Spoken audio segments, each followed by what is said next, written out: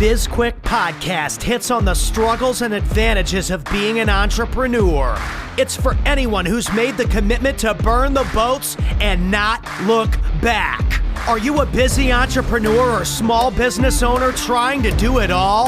Then this podcast is for you. Corey and Julie will take you through the details of building a strong business. Hit the subscribe button and gear up for another episode of BizQuik Podcast.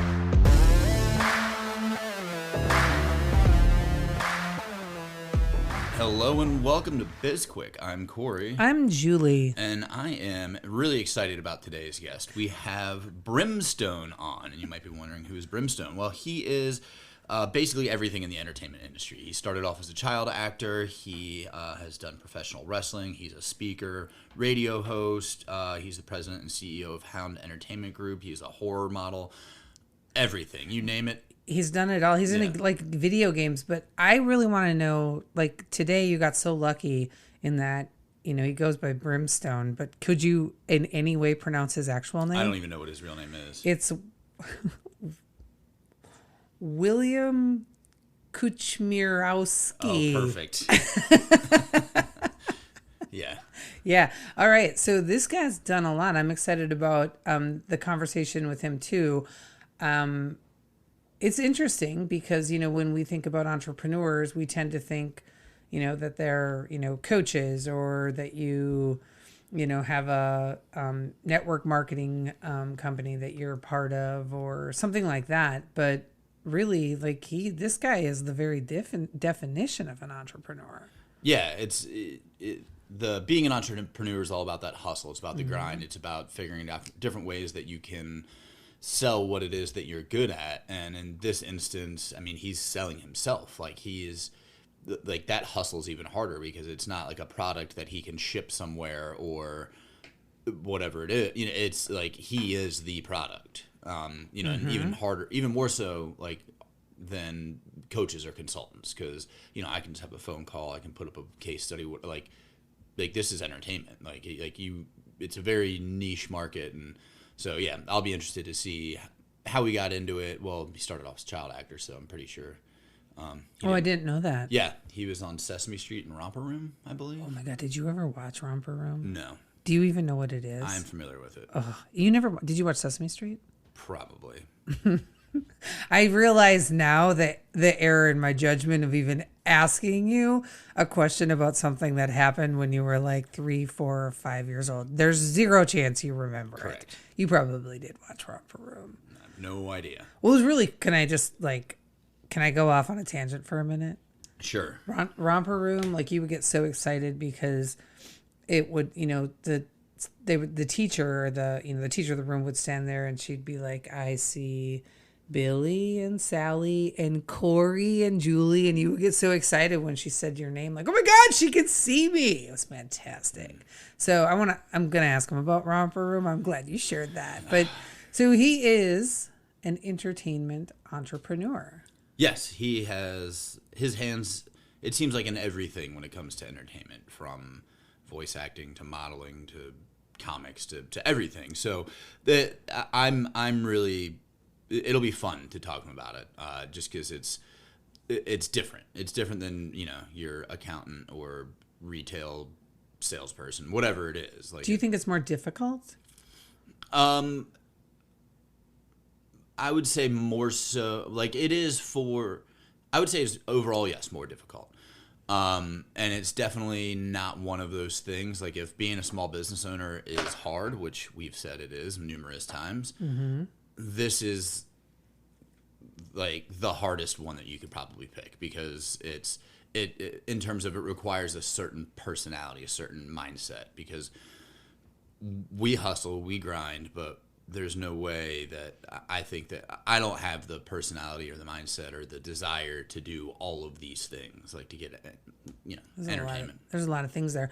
Well, I was just thinking too, you know, what's interesting, what came to my mind as you were talking was how when we're working with people who are launching, you know, a business, and we get to that part where we're talking about branding and marketing and their, you know, the whole setup of like social media and the voice on social media, one of the things that we spend a lot of time talking about is that, the voice of your business, your personal voice, and how much crossover do you want, right? Like how much, obviously you want there to be crossover because you want the voice to be authentic, but I also think it's really important that, they're not so intertwined that you can't separate the two at some point for business purposes. So like we don't do a lot of SB Pace stuff on my personal Instagram page, right? I'll share some stuff, but I want my personal Instagram page to, be filled with pictures of puppies and butterflies. Well, just kidding. But that's what I was saying, where like he is his brand, right. He is his product. So like in some ways it's more convenient, but it's also one of those things where I feel like if we were to hop on a Zoom call with him to talk about, Q2 numbers, he puts on his glasses and, pulls out the pen and like, it's a totally different person because he's a businessman, but he's got that persona that he's got to put out there. So, I'm sure his house is painted black or something like that. But, inside he's probably got really comfortable couches. I don't understand that analogy at all. What do you mean? Because he's got this persona of being like this horror model, like all that. Like, so I got it. Okay, yeah. It's got. Sometimes Julie's a little slow. Everybody. Well, I'm sorry because the thing is, I feel like I didn't really finish my last thought, and sometimes I cut you off. You did, and that's okay because you cleaned it up. It's not even important anymore. I don't even remember what it was. Let's go back to Romper Room. All right. Well, do you want to keep chatting between the two of us, or should we bring the guest on? Your call. I think we should let Brimstone in. All right, let's let Brimstone in. All right. Hey everyone, we wanted to take a quick break to tell you all about our friends over at PodMatch. It's like a dating app, but for podcasts. This is a service we use to connect with potential guests for our show, and we connect with other hosts to be a guest on theirs. If you're an aspiring podcaster, have a podcast, or have something you want to share, head on over to podmatch.com/signup/BizQuik or click on the link in the show notes to get started. All right, welcome back to the show. We have Brimstone with us. I feel like I need to have my announcer voice on for this one. We're so happy to have you, Brimstone. Thanks for joining us today.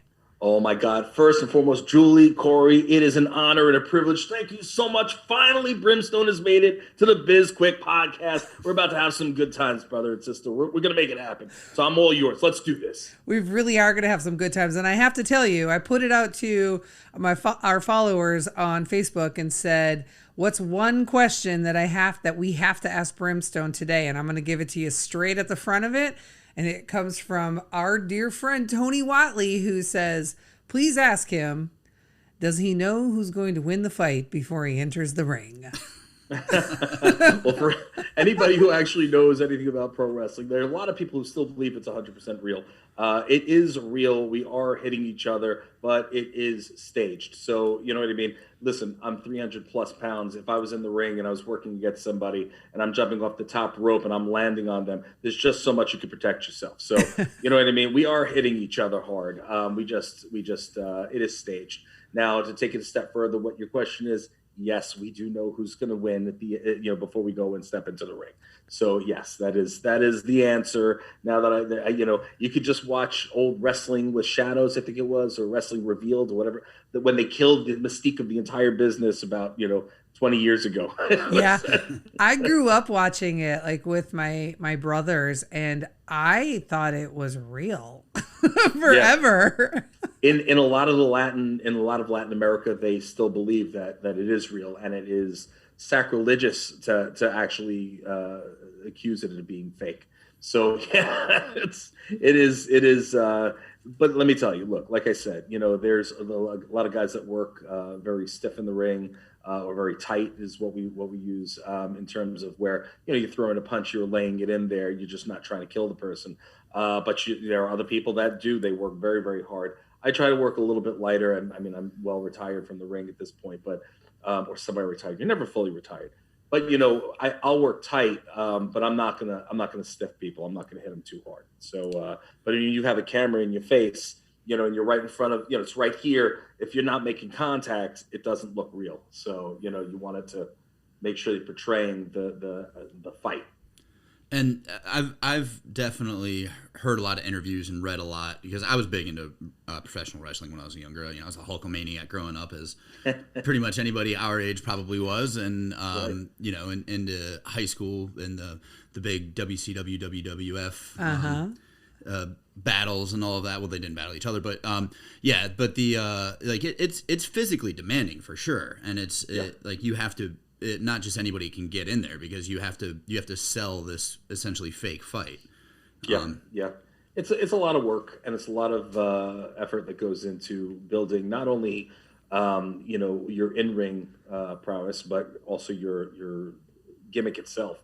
And the people that have longevity have found that that little tweak, that little it factor that'll take them from point A to point Z and beyond. So it's very difficult for a lot of people to get into the industry because they think they're going to be a super overnight success. And that's not how it is for anything, entertainment, entrepreneurship, anything, business. It just doesn't work that way. People think that, if they haven't heard of somebody or somebody makes it, whether it's, music, wrestling, writing, whatever it is, a business that they just made it, all of a sudden they get a little success and they go, oh my God, the overnight success. They didn't see the last 10, 15, 20 years of the effort and everything that went into building that, now minute of success, so now what do you call it? So a lot of people don't understand the effort that goes into all of it. Yeah. I was just thinking when you mentioned just a couple seconds ago about, that it factor for the longevity, that is so important for an entrepreneur as well, right? Like you really need to figure out like that, what it is that you're, really good at, your sweet spot, and finding your niche, if you will, and then working, consistently working at it in order to get that longevity. But so many people think that it's just this overnight success, right? And it's like, you weren't there when we were starving in December, right? Right, exactly. Well, first and foremost, I'll always tell you that anything entertainment, anything entrepreneurial, and let me, before I even get there, entertainers are entrepreneurs, and entrepreneurs should be entertaining. I mean, that is my thing, and I'm always going to stick with it. The big thing about anything to do with business, because again, I'm putting entertainers into the business and the entrepreneur category. Fact is that there are peaks and valleys. You know what I mean? There's always going to be peaks. There's always going to be valleys. And there are a lot of people that don't realize that, when we hit those peaks, you know what I mean? Yeah, you're doing well. You're well fed. But then you hit those valleys. So if you don't make sure that you prepare for those valleys, you're going to be in trouble. And that's where a lot of people have their downfalls. Mm-hmm. Yeah, like they say, you got to make hay while the sun shines. And for somebody like you, it's in your type of business, because you start off as, you didn't start off, but professional wrestling, and people think, oh, you've got it. But you're like, no, I got to think of the next thing, because my career is limited. I can only do this for so long before my body completely breaks. And the money isn't that great unless you're in the limelight, if you're in the spotlights, rather. On television and all of that. So there's everything else. And so you had to figure out different ways to basically build your brand, build yourself. And that's what we were talking about prior to you coming on the show, is how you are the definition of an entrepreneur. It's like, find every single way you can make that hustle work. Absolutely. I mean, I started in entertainment really young. And what do you call it? Obviously I was too young to know what was really going on. When I started doing the music thing, and I was a drummer and I was a touring artist in terms of music, and that's where I really learned the hustle. I learned, first and foremost, the most important thing in business is your relationships. Relationships are key. If you don't have built relationships, you're not going anywhere, you're not doing anything. So it's important to build relationships up. Two, in terms of my back in the day, you're talking about, look, I'm 46. We didn't have the luxury of social media and computers and all this. I had to go to a microfiche shed at the if people even know what that is anymore, over at the library, just to figure out where I could go and make things happen. It's like, guerrilla marketing. I knew how to guerrilla market. So all this stuff I kind of took with me into pro wrestling. Then and pro wrestling, obviously then into Hound Comics Inc., Hound Entertainment Group, the voice work, to this, to that. And I've taken everything and I've kind of moved it forward. So I learn a little something from each industry that I kind of play in. And I take that and that goes into my arsenal of, like, all right, well, what do I have to do here? What's going to happen there? When do I do this? When do I do that? And those of you who know. Those of you who don't, well, we'll get you there. So, Yeah. it's a lot of work that goes into this, and to be honest, that wasn't my first foray into entrepreneurship. My first entrepreneurial deal. I've always spoken about this a few times, and I won't go into detail if you don't want me to. But what do you call it? My first thing was actually I was 17, and I was with one of my friends from private school, because that's a whole story in itself. But my what do you call it? My good friend of mine and we put together a little kit. It was called Dr. Peckerhead's Let's Play Dr. Sex Kit. Sorry for all of you out there who don't want to hear that. But we were young, and we had a way to get. We had 17-year-old kids getting a lot of about 30,000 condoms, and and plastic gloves sent to us was a very interesting feat. I will tell you that. But we wound up putting this thing together as a joke. And I sold it to first all the adult shops as a 17-year-old kid. Then I went into the malls and I spoke to Spencer's. And then back in the day, it was World Imports. I don't know if you guys remember World Imports. Yes. And we were sold as a novelty item in Spencer's and World Imports at 17, 18. And I was selling these things by the hundreds, and they were huge hits with the women for the bachelorette parties.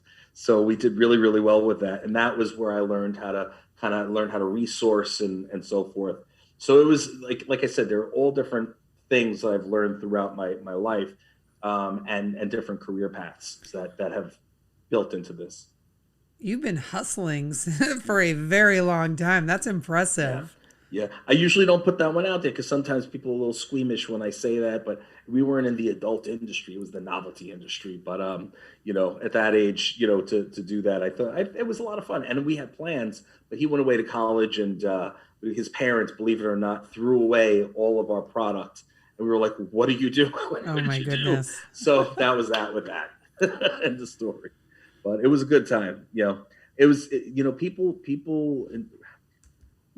how I feel about it is that, if you have the opportunity to do it all yourself, you know what I mean, and reap the full rewards. Yeah, you can work a little harder. No, you're going to work a lot harder. But at the end of the day, you receive 110% of the rewards, and it's fulfilling to take something and make something happen that wasn't there before. When you're working a 9 to 5, and there's nothing wrong with that. You're working for somebody else and you're helping to build someone else's dream. But what about your dream? What do you want to do? You know what I mean? Do you want to do this? Do you want to do that? Do you want to do the next thing? Why not get out there and do it? Make it happen. And that's my philosophy.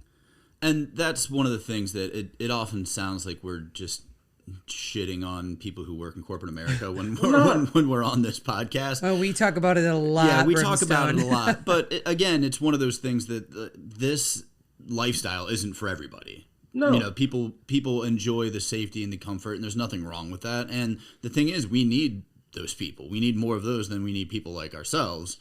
It's the chefs versus cooks type of thing. So right. Yeah. You listen, here it is. There's a lot of people out there that are working for major corporations, making, six figures plus, but they couldn't make it one day doing it on their own, doing it themselves. It's a fact.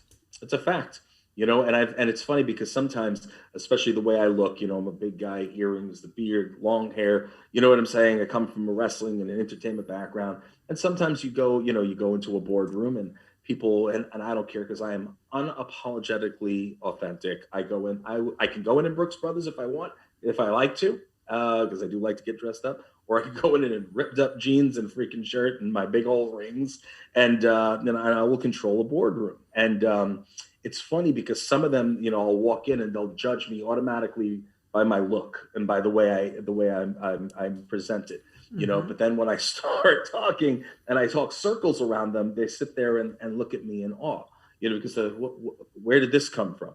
And it's funny because it's a lesson that people should take away, is that you shouldn't judge a book by their cover, and you should respect everybody, no matter who they are, where they're from, and what they've accomplished, because you don't know everything they've accomplished, and you don't know what they've gone through to get there. So, when I walk into something like that, I respect everybody else in the room. I don't care if they're brand new, you know what I mean, or if they've been there for 20 years. The fact of the matter is they earned their spot there.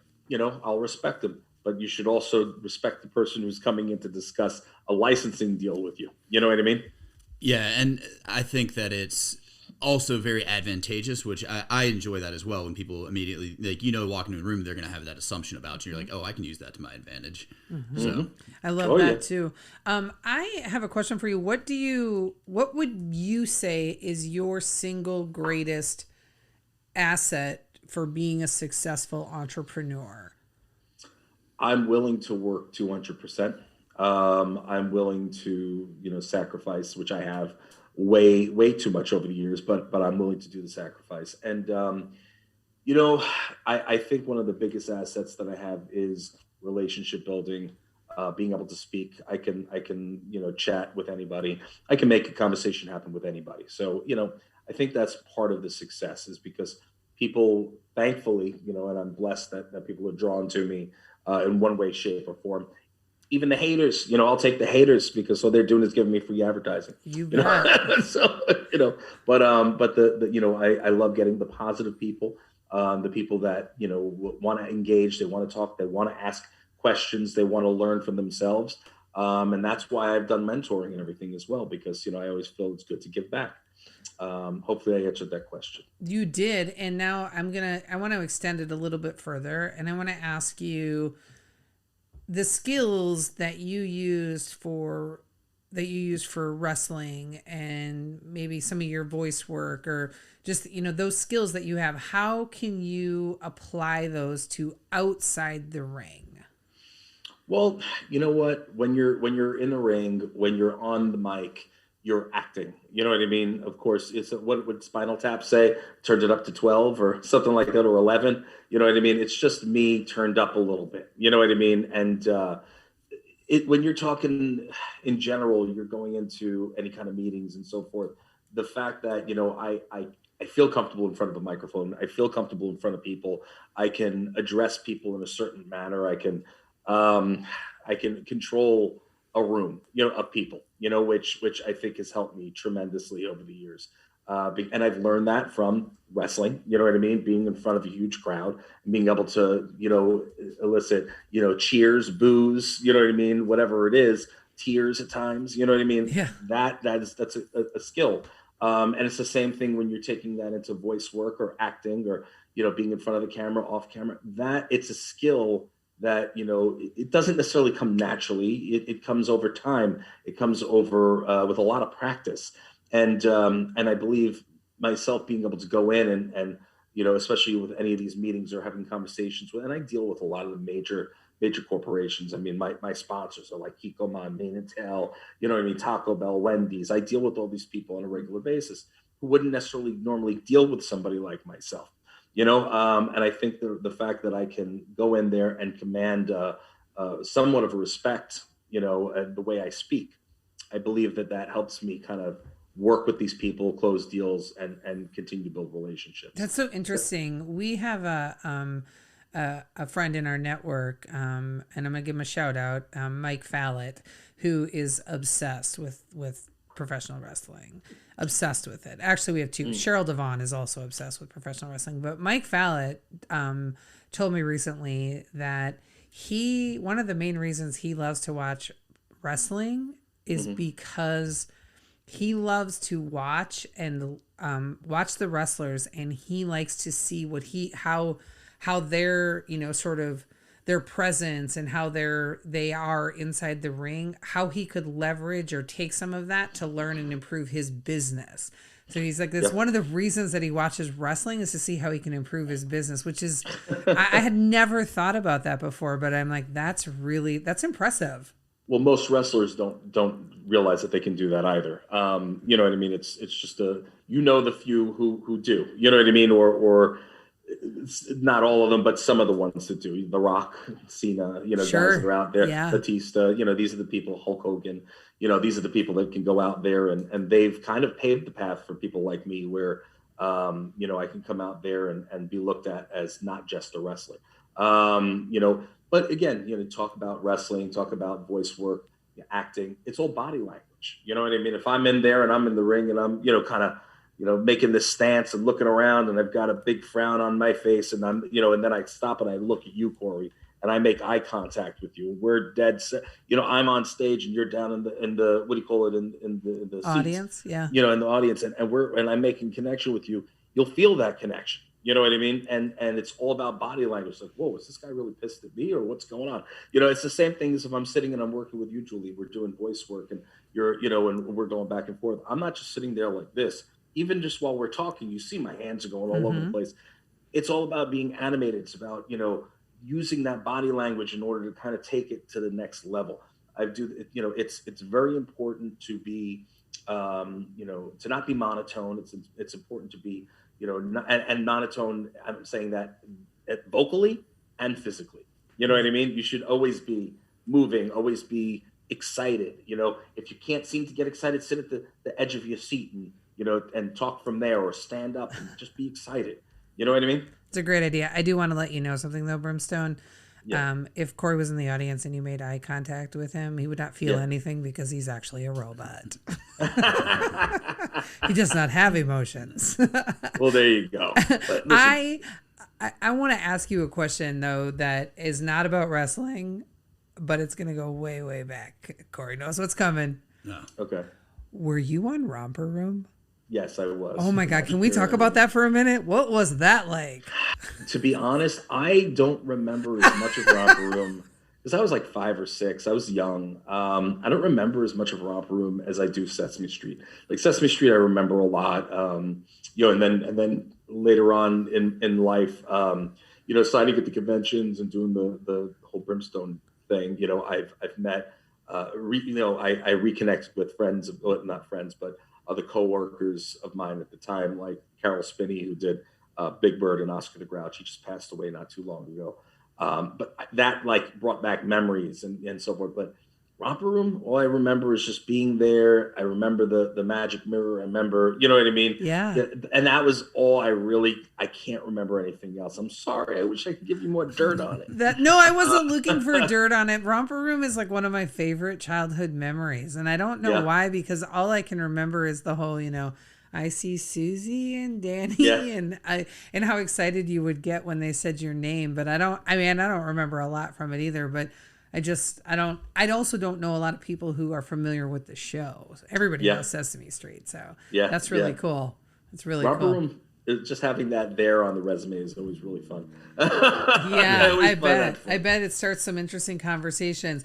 Well, we have loved this conversation and we need to start wrapping up. I just want to point out some of the really key takeaways that you gave our listeners today so that, in case people weren't taking notes, there were some really great nuggets that came out of it.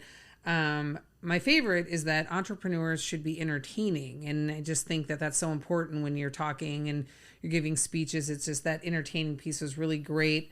A old favorite of ours, relationships are key, right? So when you are an entrepreneur, building relationships is really, really key. And then the third thing that I'm going to give is when you said that if you have the opportunity to do it yourself, you should, because you can reap all the benefits. So rather than building something for someone else, build it for yourself, even if it means sacrificing. So great information for our listeners. And can you tell our listeners how they can find you, Brimstone? Well, you're hearing me now on the BizQuik. So make sure you can always listen to BizQuik because you never know, I might pop up some other time. But you can always follow me on all social media platforms. You can find me on my official website, www.therealbrimstone.com. All of my social media is there. I am most active on Instagram, also at The Real Brimstone. I'm verified. You'll know it's me. I am the person who responds to everybody. It's not my wife. It's not my intern. It's not my assistant. It's always me. Feel free to drop me a line. I'm always happy to hear from people. And if you have any business questions, you have any entertainment questions, always drop them there. I'm happy to answer. Fantastic. And by the way, interns are the greatest. I'm just going to say it. So thank you so much for joining us. We really enjoyed having you on the show, and we hope that you come back again. Thank you to our listeners for tuning in. We appreciate you, and everything you need to know about Brimstone is in the show notes. And if you're interested in working with us, you can contact us through our website. And that website is sbpace.com. Everything you need to know is out there on that website, including the ways that you can connect with us, which is LinkedIn, Twitter, Instagram, Facebook, YouTube. We've got forums and all sorts of stuff, so head on over there. Wow, he really sped through that one today. Also, download and rate our podcast. That is the fastest way for us to grow. Like us, you can give us a review as well. We always appreciate those. And reach out to us about any topics that you might be interested in hearing about. Don't forget to purchase our book. It's called Seriously Now What? A Small Business Guide to Disaster Preparedness. It is a #1 Amazon bestseller. We've got a digital workbook download, and if you've already purchased it and read it, please rate it and give us a review. I'm Julie. And I'm Corey. And this was BizQuik, helping small businesses across America.